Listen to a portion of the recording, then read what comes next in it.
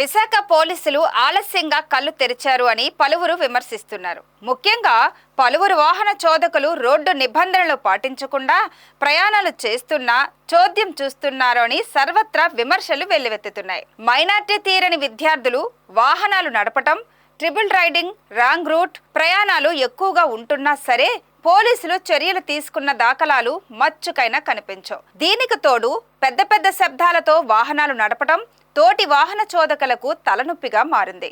నగరంలో ఏళ్ల తరబడి పలువురు ఆకతాయిలు వాహనంలో మాడిఫైడ్ సైలెన్సర్లు వినియోగిస్తున్నా పట్టించుకున్న నాదుడే కరువయ్యాడు. నగర పోలీస్ కమిషనర్ శంకభ్రత బాక్షి ఈ విషయం సీరియస్ గా తీసుకున్నారు.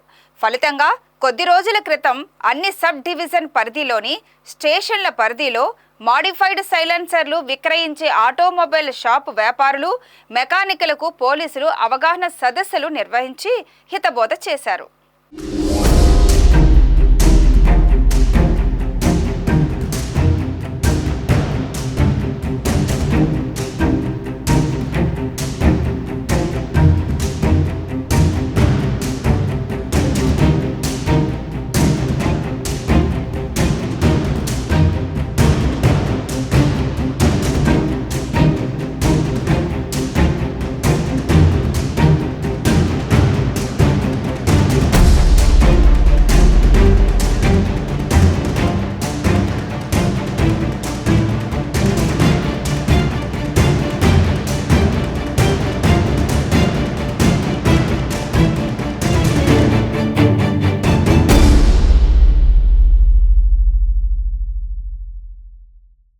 మరి ఇన్ని సంవత్సరాలు ఎందుకు పట్టించుకోలేదు అంటే పోలీస్ అధికారుల వద్ద సమాధానం లేదు. ఏదో సిపి సార్ చెప్పారు కాబట్టి మీటింగులు పెట్టాం, స్పెషల్ డ్రైవ్ చేసి వాహనాలు పట్టుకున్నామన్నట్టుగా ఉంది పోలీసుల పరిస్థితి. ఇక నగరంలో ర్యాష్ డ్రైవింగ్ గురించి ఎంత చెప్పినా తక్కువే అవుతుంది. హెల్మెట్ లేకుండానే 2 లేదా 3 ఉన్న వాహనాలతో అకస్మాత్తుగా పక్క నుంచి అతి వేగంగా వెళ్లినప్పుడు తోటి వాహన చోదకుల గుండె గుబేలమంటుంది. ఆయా జంక్షన్ సిగ్నల్స్ వద్ద ఉండే ట్రాఫిక్ పోలీసులు కూడా లైట్ తీసుకుంటున్నారు అని ప్రజలు మండిపడుతున్నారు. ఇక పోలీస్ కమిషనరేట్, కమాండ్ కంట్రోల్ సిబ్బంది కూడా హెల్మెట్ లేని కేసుల మీద చూపే శ్రద్ధ ఇతర నిబంధనలు ఉల్లంఘనల మీద చూపడం లేదు అని సర్వత్రా ఆందోళన వ్యక్తమవుతుంది. పోలీస్ శాఖలో ముఖ్యంగా పై స్థాయి అధికారులు దిగువ స్థాయి పోలీసులు చెప్పే మాటలు వినే పరిస్థితి లేదు. ఫలితంగా విశాఖ మహానగరంలో ట్రాఫిక్ అస్తవ్యస్తంగా తయారైందని పలువురు విమర్శిస్తున్నారు. 3 టౌన్ పరిధిలో గల ఆర్కే బీచ్ రోడ్డులో బైక్ రేసులు సర్వసాధారణం అయిపోయింది. అలాగే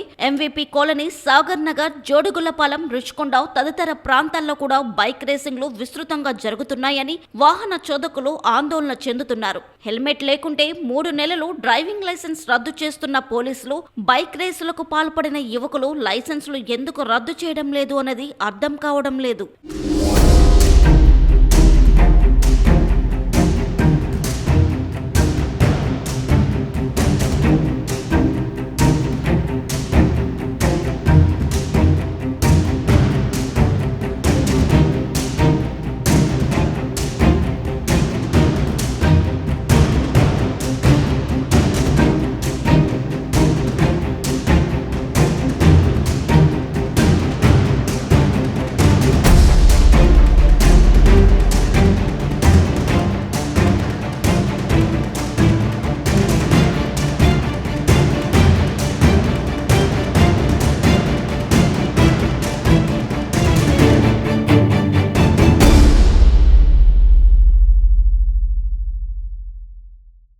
విశాఖ ఈస్ట్ జోన్ పరిధిలో గల 3వ పట్టణ పోలీస్ స్టేషన్ పరిధిలో 45 వాహనాలు స్వాధీనం చేసుకున్నారు. మోడిఫైడ్ సైలెన్సర్ వినియోగిస్తున్న వాహనాలను పోలీసులు తనిఖీలు చేసి స్వాధీనం చేసుకున్నారు. ఈస్ట్ ఏసీపీ లక్షణమూర్తి ఆధ్వర్యంలో ఇటీవలే ఒకరోజు రాత్రి 10 గంటల నుండి మరుసటి రోజు తెల్లవారుజామున 2 గంటల వరకు 9 టీంలను ఏర్పాటు చేసి వివిధ ఏరియాల్లో 2 వీలర్లపై స్పెషల్ డ్రైవ్ చేయడం జరిగింది. ఈ స్పెషల్ డ్రైవ్ లో రికార్డు లేని వాహనాలను మోడిఫైడ్ సైలెన్సర్ ఉపయోగించిన వాహనాలను, బైక్ రేసులకు వాడే వాహనాలను, నెంబర్ ప్లేట్ లేని వాహనాలను, ఇతర ఉల్లంఘనలు ఉన్న 45 మోటార్ సైకిళ్లను సీజ్ చేయడం జరిగింది. వీటిపై చట్ట ప్రకారం చర్యలు తీసుకొనబడతాయని పోలీసు అధికారులు హెచ్చరించారు. ఇన్నాళ్లు మోడిఫైడ్ సైలెన్సర్ వాడుతున్నా సరే పోలీసులు లైట్ తీసుకోవడం వల్లనే కుర్రాళ్లు రెచ్చిపోతున్నారు అని సర్వత్రా ఆందోళన వ్యక్తమవుతుంది. విశాఖలో నిత్యం రద్దీగా ఉన్న రోడ్లు, జాతీయ రహదారి మీద కూడా యువకులు అతివేగంతో మోడిఫైడ్ సైలెన్సర్ గల వాహనాలు నడుపుతూ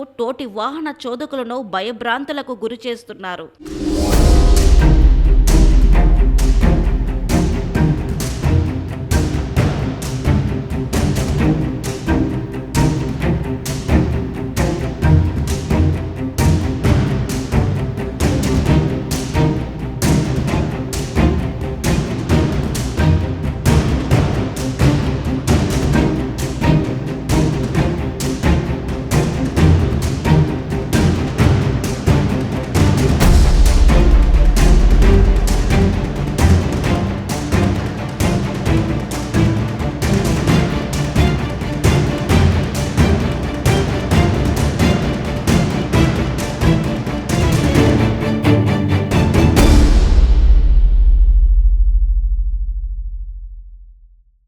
విశాఖ నగరంలో గల ఆటోమొబైల్ దుకాణాలు, వాహనాల మెకానిక్స్ మీద పోలీసులకు నియంత్రణ లేదు అంటే అతిశయోక్తి కాదు. దశాబ్దాల తరబడి మోడిఫైడ్ సైలెన్సర్ వినియోగిస్తున్న యువకుల మీద పోలీసులు చర్యలు తీసుకున్న దాఖలాలు మచ్చుకైనా కానరావు. రోడ్ల మీద పెద్ద పెద్ద శబ్దాలతో రై రైమని వాహనాలతో దూసుకుపోతున్నా పట్టించుకునే నాదుడే కరువయ్యాడు అని సర్వత్రా ఆందోళన వ్యక్తమవుతుంది. తల్లిదండ్రులు కూడా ఈ విషయంలో నిర్లక్ష్యంగానే వ్యవహరిస్తున్నారని పలువురు ఘాటుగానే విమర్శిస్తున్నారు.